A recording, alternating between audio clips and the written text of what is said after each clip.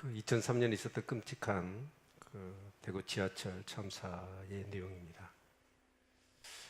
그 기간이 10분이었다고 그래요. 그래서 EBS에서는 저 사진, 마지막 사진 한 장이 남았거든요. 그 객차 안에 연기가 자욱한데 사람들이 일어날 줄은 모르고 가만히 앉아 있었느냐, 그 심리 상태를 좀 분석하기 위해서 이렇게 실험을 했던 겁니다.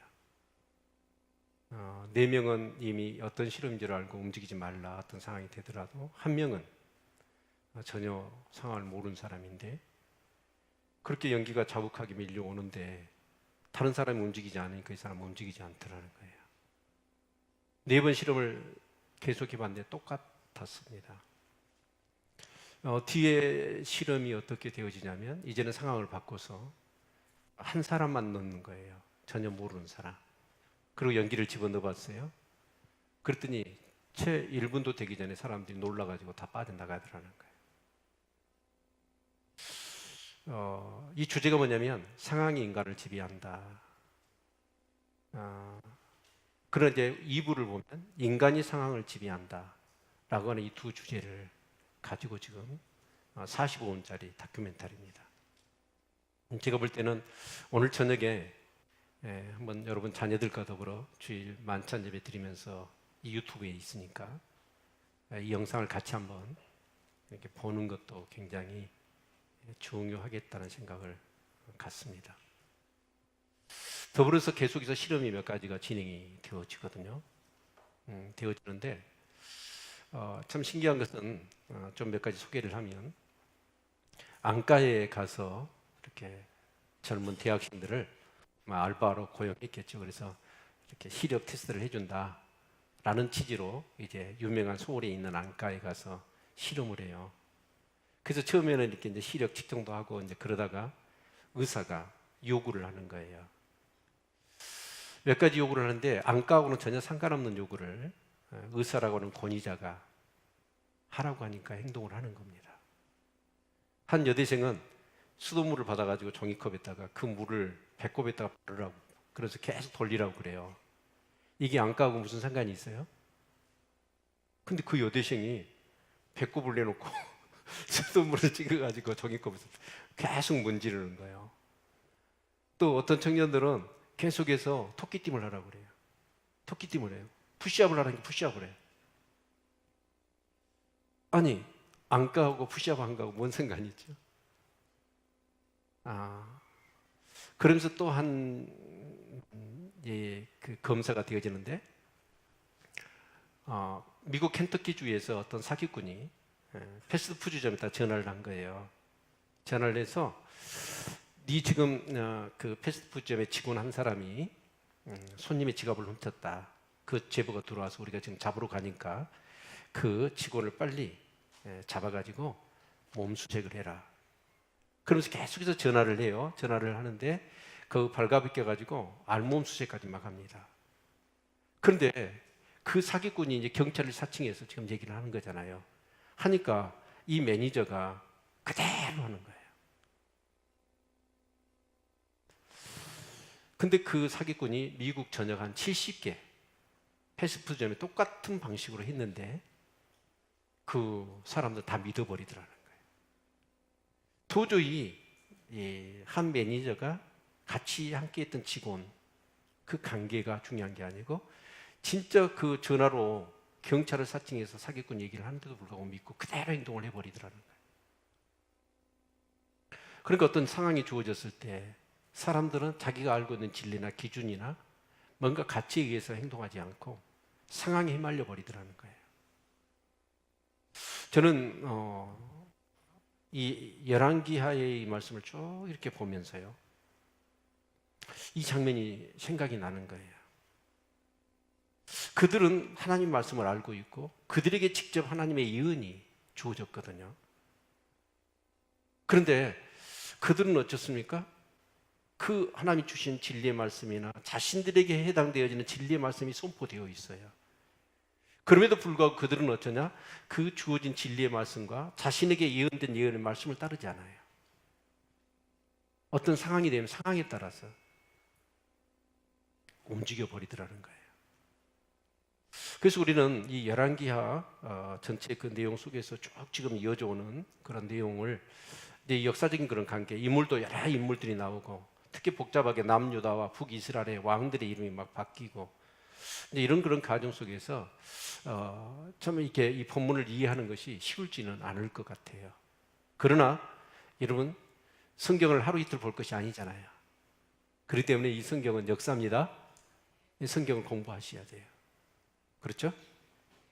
그런데 결국은 지금 이 성경의 내용들을 좀 얘기를 해본다면 북이스라엘에 아합 왕이 있습니다. 오므리 왕조죠. 근데 그 아합에 의해서 아합이 누구하고 결혼을 하냐면 시돈의 왕 엘바알이라고 하는 시돈의 왕의 딸 이세벨과 결혼을 하는 거예요. 이스라엘 왕 아합이. 근데 이제 이 이세벨은 어떤 사람이냐면 완전히 성경에 나와 있는 최고의 악질 여사 중에 단연 베스트 원입니다. 그런데 이 이세벨이 결국 아합과 결혼을 해서 이스라엘의 왕비가 된 거잖아요. 그런데 이세벨이 이스라엘에 와가지고는 하나님의 신앙을 버리게 만들고 온통 바알과 아세라의 종교의 소굴로 이스라엘을 만들어버리는 거예요. 그래서 하나님의 종들을 잡아 죽이기 시작합니다. 그 당시에 살게 됐던 사람이 누구냐면 엘리야 선지자지요.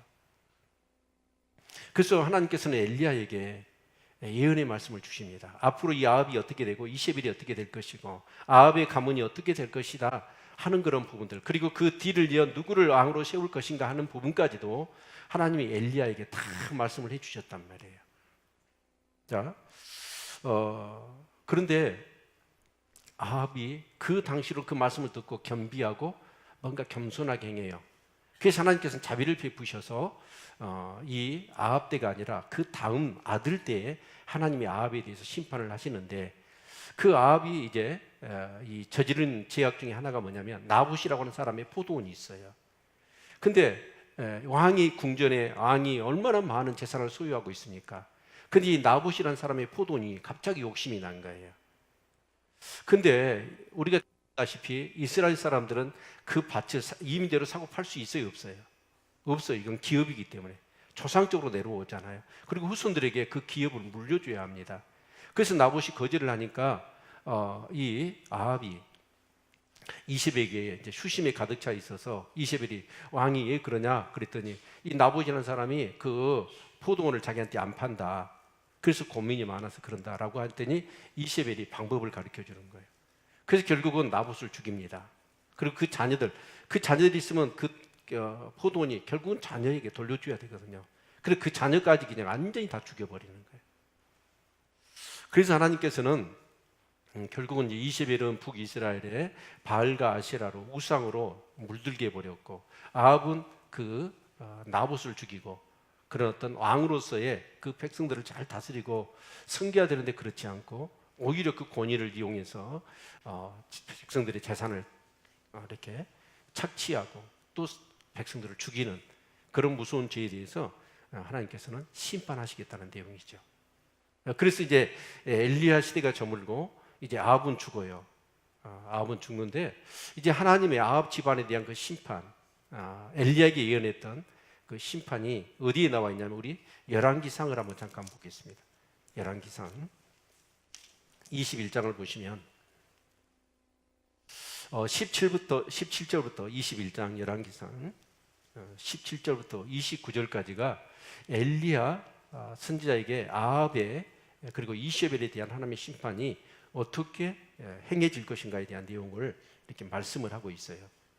그래서 여기 다 우리가 성경을 볼 수는 없겠고 아무튼 나봇의 포도원의 그 문제로 인해서 결국은 이 아합이 죽임을 당할 것이다 라는 것과 또 23절 보면 그 아들들에 대해서도 22절 말씀하고 있고, 그리고 23절은 그 부인 이세벨에 대해서 하나님의 심판이 어떻게 이루어질 것인가, 오늘 본문과 관계가 있기 때문에 23절 25절까지 23절부터 같이 한번 읽겠습니다. 시작.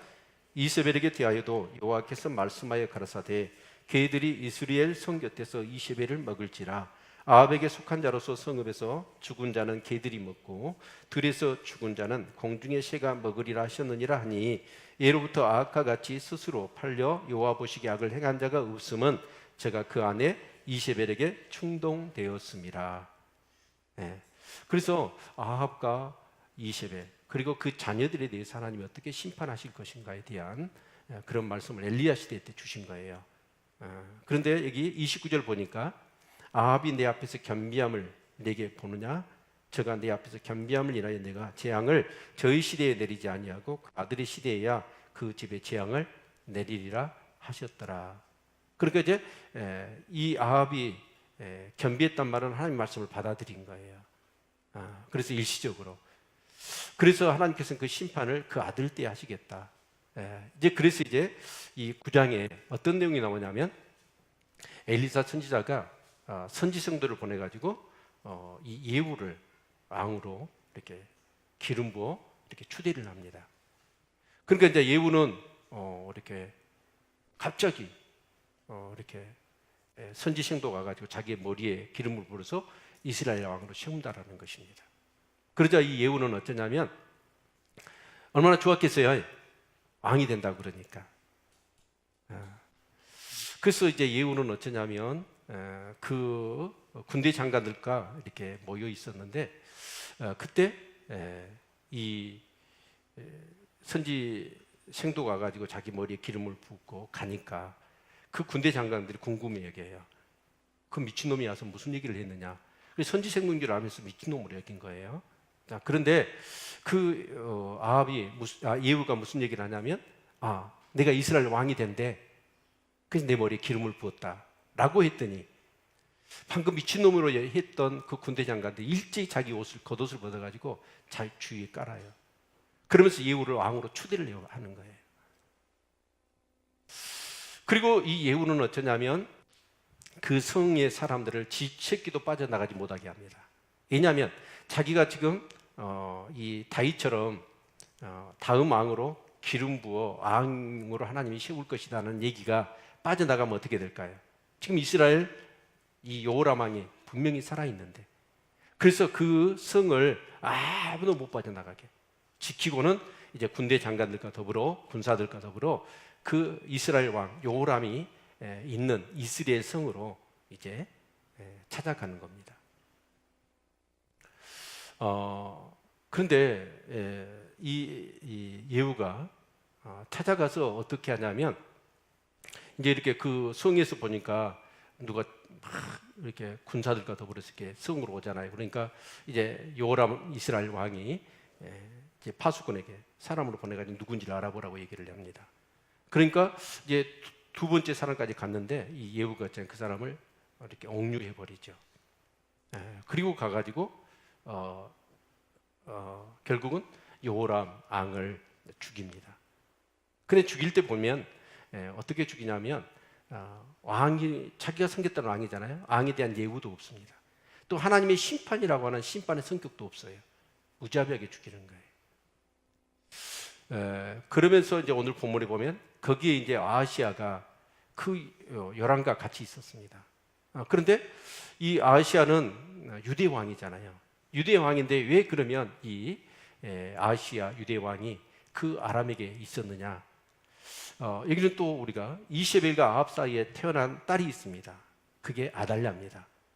근데 이 아달랴라는 공주하고 남쪽 유다의 여호람이라고 하는 왕하고 뭐라죠? 결혼을 시켜요. 그래서 사돈지간이 되어진 겁니다. 그런데 이 북이스라엘 여호람이 이렇게 이 아람의 하사일과 전쟁을 하다가 다칩니다. 다쳐서 이제 이스라엘의 길론 라몬에서 이렇게 전쟁을 하다가 이스라엘로 가서 이제 치료를 하고 있으니까 그 아달랴는 뭐요? 여호람이 자기 오빠잖아요. 오빠니까 자기 아들한테 가서 병문을 하라 해가지고 유대 왕이 지금 이스라엘에 병문을 하고 있었던 거예요. 좀 지루하신가요? 매일 성경을 이렇게 묵상하신 분들은 이 스토리가 쫙 이어질 겁니다.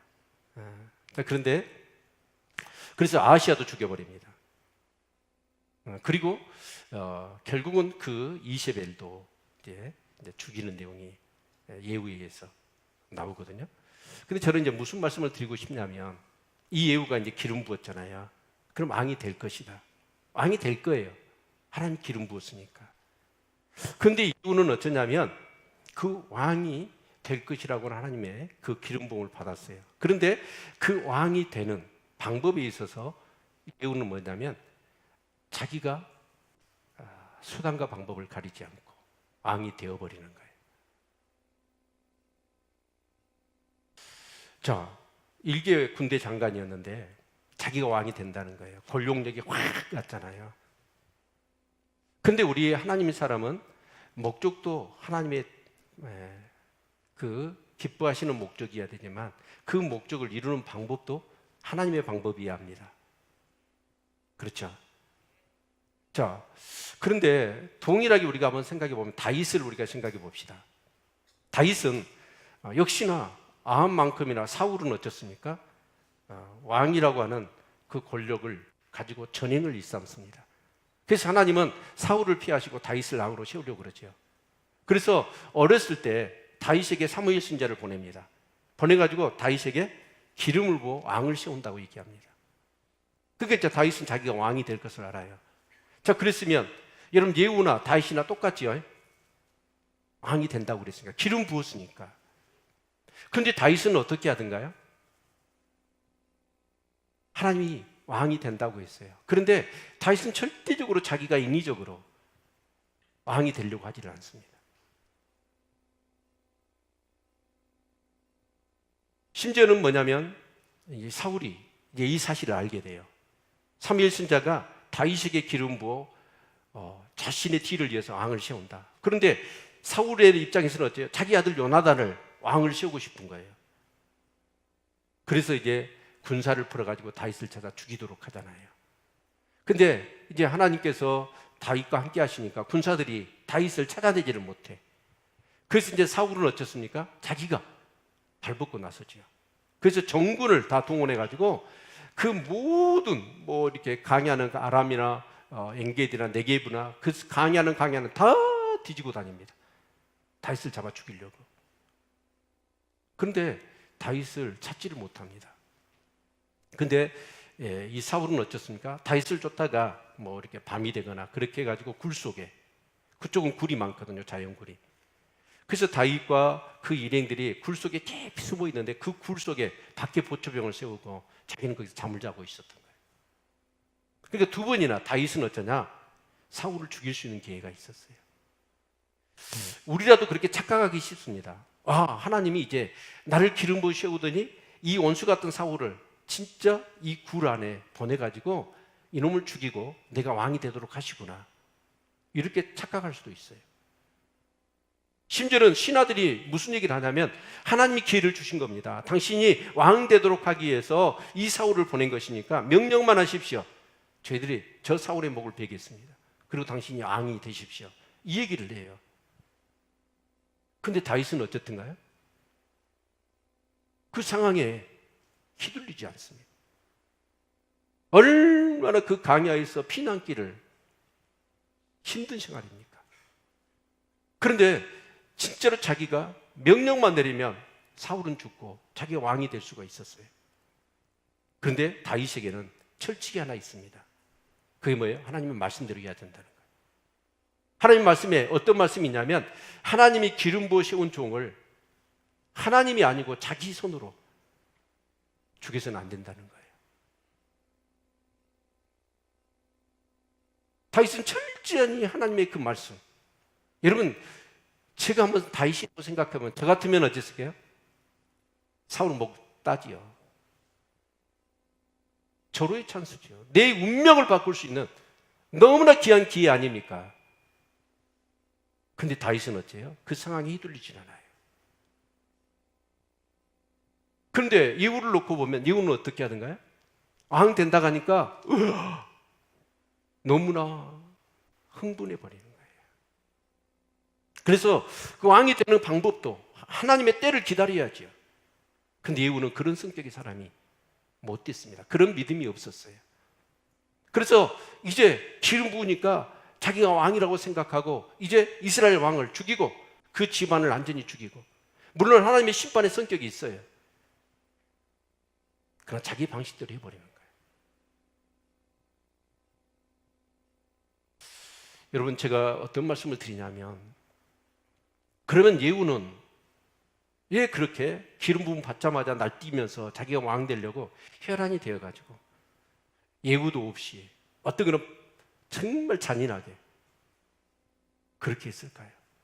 반면에 다윗은 똑같이 기름 부음을 받았는데 어떻게 해서 그렇게 여러분 기다리고 있을까요? 다윗은 절대로 죽이지 않습니다. 그러니까 어때요? 주위에 있는 사람들이 그걸 보면서, 심지어는 그 원수였던 사울마저도 감동합니다. 자기를 죽일 수 있는 기회가 있는데, 자기는 지금 다윗을 죽이려고 찾아 나섰잖아요. 근데 자기를 죽일 수 있는 기회가 있는데 두 분이라도 옷자락만 뵙니다. 그걸 보면서 사울이 울어요, 눈물을 흘리면서. 그러면서 다윗을 따랐던 사람들이 그걸 보면서 어떨까요? 와, 이런 사람이 없는 거죠.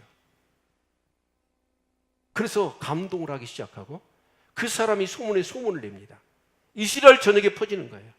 진짜 지금 이 사울의 뒤를 이어 이 나라가 어려운데 이 나라의 왕이 될 사람이 누구냐? 다윗 같은 사람이 돼야 된다. 소문내기 시작하는 것이죠. 그러면 다윗과 사울 성품일까요? 물론 예후는 그 파수꾼들이 누가 막 이렇게 이 병거를 타고 오지요. 그래서 파수꾼들이 요람왕한테 보고합니다. 누가 군사를 이끌고 지금 성으로 다가오고 있습니다. 그래서 파수꾼을 보냈더니 옥류식 포로 잡아버려요. 또 파수꾼을 보냈더니 또 잡아버려요. 그래서 가까이 가서 어떤 사람이 얘기합니다. 저 병거를 모는 거 보니까 님시 아들 예후가 맞습니다. 그러는 거예요. 그러니까 우리 차 운전할 때 아주 급하게 모는 사람들이 있죠. 아마 예후가 그랬는가 봐. 막 신호등도 안 지키고 막 이리저리 다니면서 막 그런 어떤 스타일로 운전을 했던가 봐요. 그만큼 성격이 정말 그러나 여러분, 그 성격만은 아닐 거라고 봐요. 저는 여기서 이 답을 어디서 찾고 싶냐면 다윗에게서 찾고 싶어요. 다윗은 어떤 사람이었어요? 시편의 대부분이 누가 지은 거예요? 다윗이 지은 거예요. 다윗은 그만큼 뭘 했냐면 자기의 그런 삶의 상황 속에서 정말 하나님의 말씀을 붙들고 기도했던 사람입니다. 그래서 그 상황에 휘둘리지 않고 오히려 그 말씀을 붙들었더니 그 말씀대로 하나님이 자기를 지키시고 인도하신다는 것을 너무나 자신은 경험했습니다. 어떤 상황에 휘둘리지 않아요. 어떤 그런 이해관계, 어떤 그런 종욕, 탐욕, 왕이 되는 그런 엄청난 권력욕, 이런 기회들이 찾아와요. 근데 다윗은 거기에 휘둘리지 않습니다. 왕이 될 것이라는 기름 부음을 받았다고 동네방네 떠들고 다니질 않습니다. 자기가 스스로 왕이 되려고 수단과 방법을 가리는 예후처럼 하지를 않아요. 철저히 하나님 말씀을 붙들고 그 말씀대로 이 다윗은 행동한 것이죠. 근데 예후는 나중에 보십시오. 여기 성경을 같이 한번 볼까요? 성경의 말씀을 보면 이 예후가 신앙이 없었는데 신앙이 있었어요. 그래서 우리가 어떤 말씀을 보고 싶냐면 25절 26절을 같이 한번 보겠습니다. 열왕기하 9장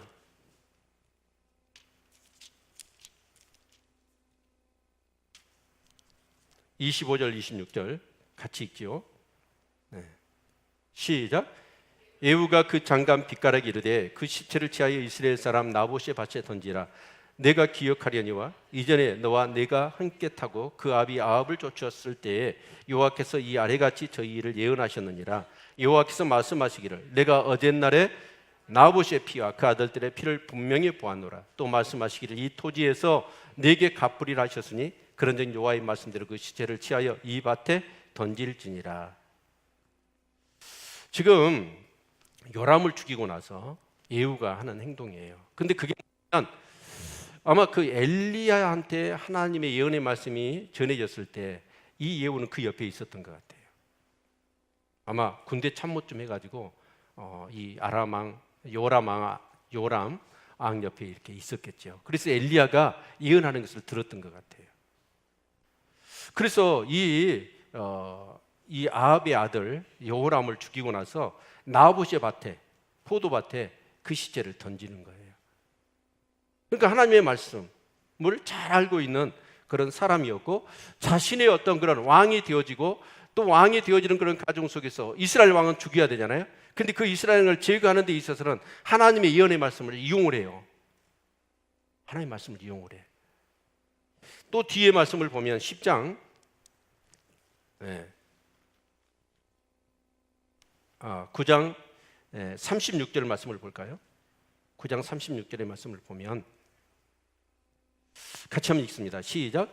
돌아와서 고한데 예후가 가로되 이는 여호와께서 그 종 디셋 사람 엘리야로 말씀하신 바라. 이르시기를 이스라엘 토지에서 개들이 이세벨의 고기를 먹을지라. 37절. 그 시체가 이스라엘 토지에서 거름같이 반면에 있으리니 이것이 이세벨이라고 가리켜 말하지 못하게 되리라 하셨느니라. 이세벨을 어떻게 성 밖으로 던지라고 그래요. 그래서 던졌어요. 던졌더니 어때요? 산 사람을 던지니까 어떻게 되겠어요? 완전히 피가 막 튀었겠지요. 그러니까 성벽에 자기 말에 막 피가, 이세벨의 피가 튄 거예요. 그래서 이제 자기 발로 이세벨을 오늘 본문에 보니까 발로 밟았어요. 이제 모욕을 주기 위한 거 아니겠어요? 그리고 이제 들어가서 먹고 마시고 잔치를 벌여요. 그러다 생각해 보니까 이세벨이 그래도 앙비잖아요. 그래서 그 시신을 걷어서 장사를 치러주라 라고 부하들한테 얘기를 한 거예요.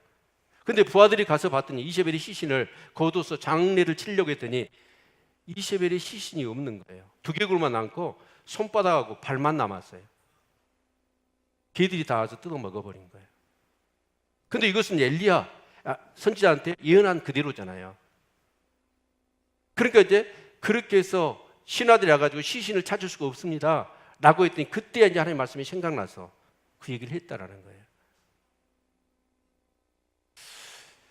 여러분, 그런데 이 예후는 어떤 모습이냐면 그 예후의 그런 평가를 우리가 한번 성경에서 찾아볼 필요가 있다고 생각이 되어집니다.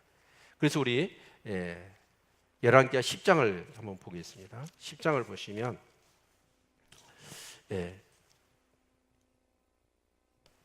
28절 29절 열왕기하 10장 28절로 29절 우리 같이 한번 읽겠습니다. 시작. 예후가 이와 같이 이스라엘 중에서 바알을 멸하였으나 이스라엘로 범죄케 한 느바시 아들 여로보암의 제 곧 베델과 단에 있는 금송아지를 섬기는 지에서는 떠나지 아니하였더라. 31절. 그러나 예후가 전심으로 이스라엘 하나님 여호와의 율법을 지켜 행하지 아니하며 여로보암이 이스라엘로 범하게 한 그 지에서 떠나지 아니하였더라. 여러분, 이 예후는 어쩌냐? 왕이 될 것을 이렇게 기름 부어서 이렇게 추대를 받았잖아요. 근데 하나님에 대한 신앙이 없는 사람이 아니에요. 정확하게 하나님의 말씀을 알고 있고 자기 어떤 그런 왕이 되어지는 그런 부분에 있어서는 뭐냐? 그 정적을 제거하기 위해서 하나님의 말씀을 인용을 해요. 그런데 이 예후는 뭐냐? 하나님 말씀대로 살아야 안 살아요? 안 살아요. 자기 눈앞에 자기가 하나님의 심판의 도구로 아합의 집안을 그렇게 다 그렇게 죽이잖아요. 예언의 말씀처럼.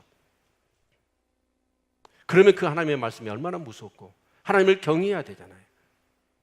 그런데 예후는 어쩌냐? 자기가 왕되는 어떤 그런 관점에서는 하나님의 말씀을 충실히 인용하고 이용하면서도 자신은 어때요? 하나님의 말씀대로 살지라는 거예요.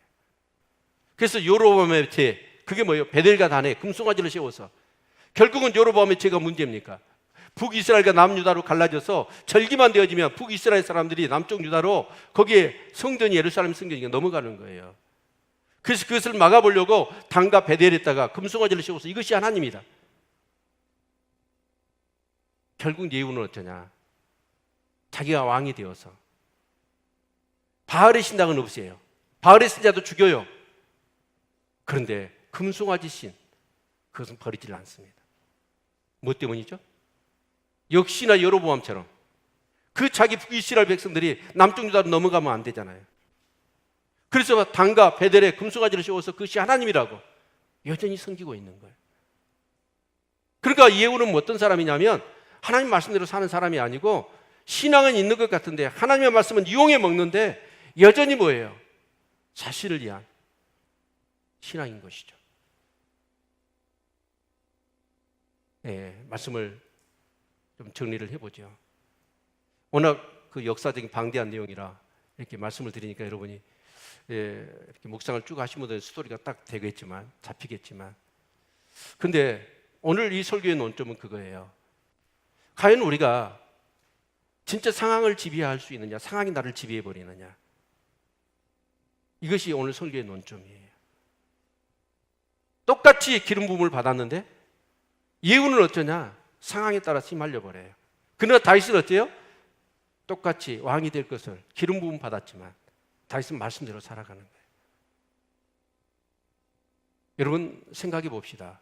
어떤 상황 가운데도 휘말리지 않고 정말 내가 지켜야 될 절대적인 진리가 있고 삶의 가치가 있고 기준이 있느냐 하는 거예요.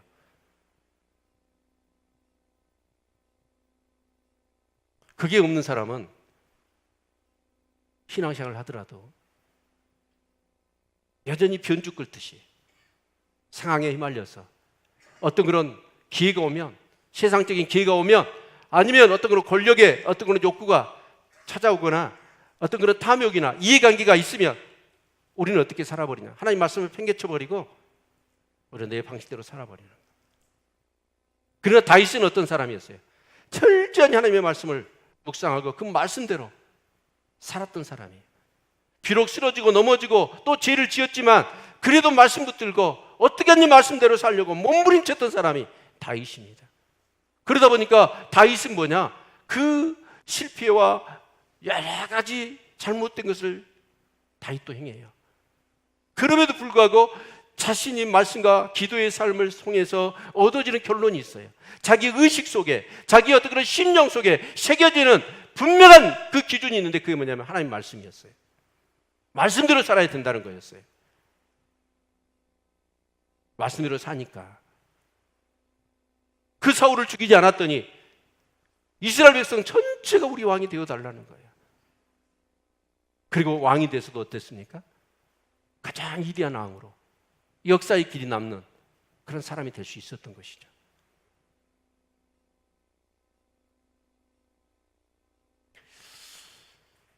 사랑하는 성도 여러분들 정말 말씀 붙들고 기도하시기를 바랍니다.